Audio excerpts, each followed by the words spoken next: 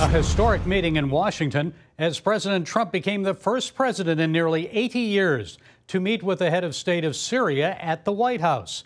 Syrian President Ahmed al-Sharaa, once a member of Al-Qaeda and the founder of the militant Islamic group al-Nusra, visited Washington just days after the United Nations Security Council joined the United States in lifting sanctions against the Syrian president. Al-Sharaa is now looking for help securing government control over the country and rebuilding Syria. But what about securing the rights of the nation's religious minorities? Joining us to share some thoughts is Syrian-American Christian from Aleppo, Yale student Hekmat Aboukhater. Okay, Hekmat, so no one has elected Ahmed al-Sharaa president. He was self-appointed. Trump and Middle East leaders love this guy. So how much support does he have with the people of Syria? So as of now, I would say the majority of the Sunni community outside of the cities supports him full-heartedly because they finally see their man in power. They see the last 50 years, the 5 decades of the Assad dynasty rule by father and son as essentially minoritarian rule by a tough military commander, Assad, the father and the son. And now finally they can say that they have someone who belongs to their same sect, the sect of the majority, a Sunni Muslim in power. But as you've alluded to, the minorities are holding their breath, rather. The Christian minorities strewn about the different cities of Syria are very worried about their security and their prospects in the country. The Kurds are worried about a manifestation of a specific type of Sunni political Islam that could, in a way, see them as heretics. Druze, the same situation in the south. We saw what happened to their community in June and July, and they're worried about resurgence of such sectarian-based violence. And the Alawites, of course, we saw what happened in March, and they are very much worried about the future prospects of their 4 million strong community in the Alawite coast. What's the likelihood that a new Syrian constitution will impose Sharia law on the people?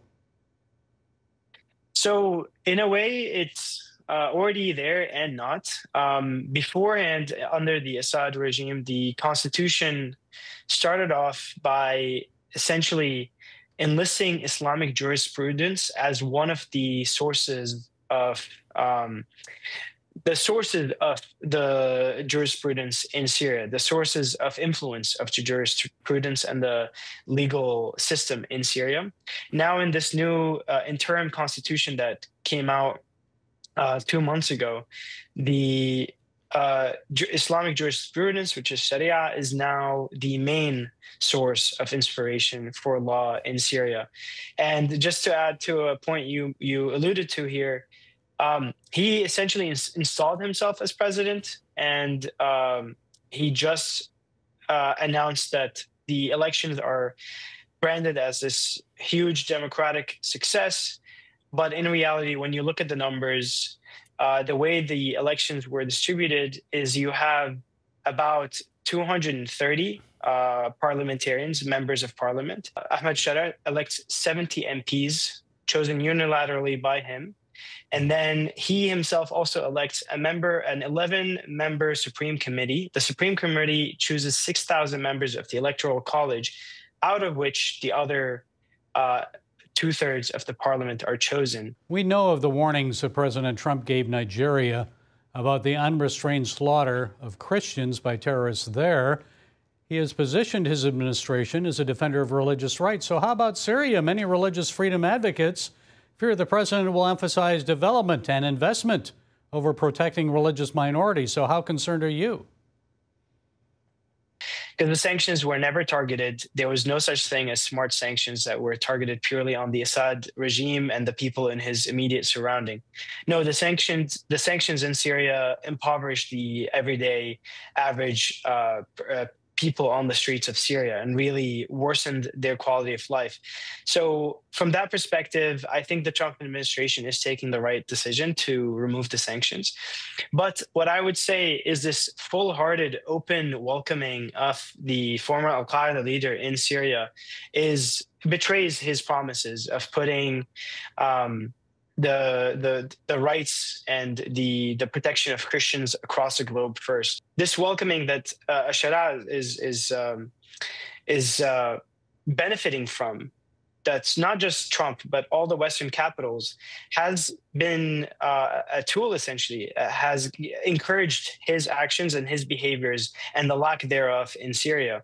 We saw what happened in the Alawite massacres, the 3-day consecutive pogroms that happened in the Alawite coast in March. And then we saw what happened in in July with the Druze community in Sueda. But between these two events, these two pogroms in which thousands and thousands of sect minorities were butchered and massacres en masse, what happened between these two events?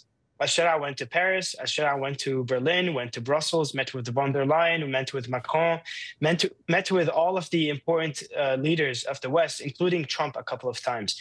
So this is the message that is being essentially put forward here, one of impunity, one of encouragement, like, listen, try and keep things under wraps. But if worst case scenario, another massacre happened, we will still welcome you into our capitals and welcome you into our feasts and banquets.